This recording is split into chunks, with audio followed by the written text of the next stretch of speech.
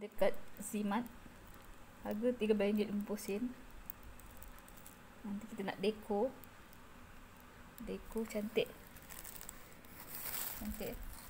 Lepas tu saya beli lagi. Beli ekor, beli bakul. Nak letak dalam bilik air. Tapi satu je dapat warna pink. Kurang. Lepas tu saya nak dekor lagi. Pakai bunga-bunga. Sambung kat bilik. Lepas tu saya beli papan dekor ni cantik. Papan dekor. Saya nak dekor rumah. Dekor rumah cantik sangat. Simple. Lepas tu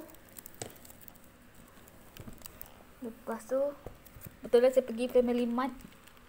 Saya beli air ni. Sedap pula milk tea. Bukan milk tea, apa dah? Air apa?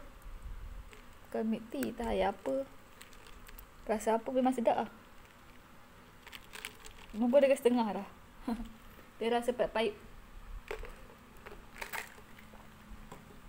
Pahit-pahit. Lepas tu saya beli apa lagi? Saya beli bahan dapur. Saya beli kat Zimat. Saya beli ikan bilis. Beli buah anggur. Anggur. Beli bawang.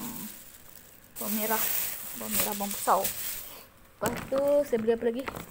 Saya beli cokak. Lepas tu saya beli alas lagi. Saya memang suka alas apa? Alas meja. Tadi warna kuning. Ambil kau warna kuning.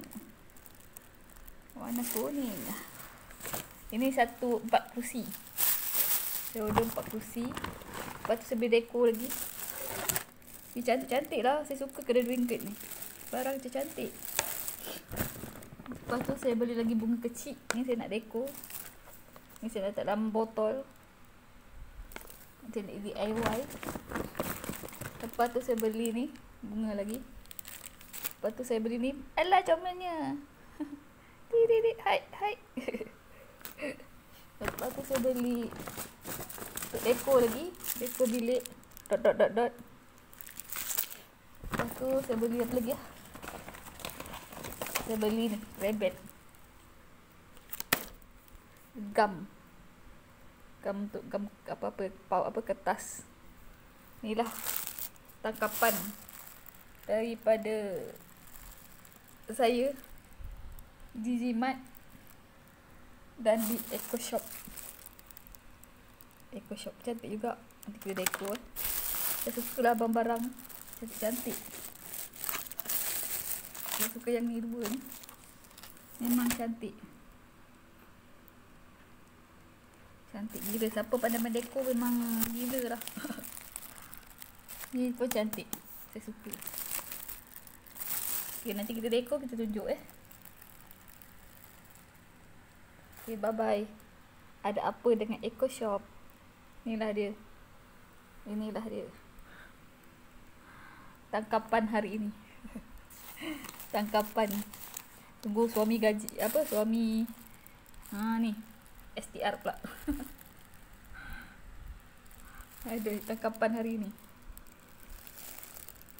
Okay, bye-bye. Jumpa lagi episod akan datang.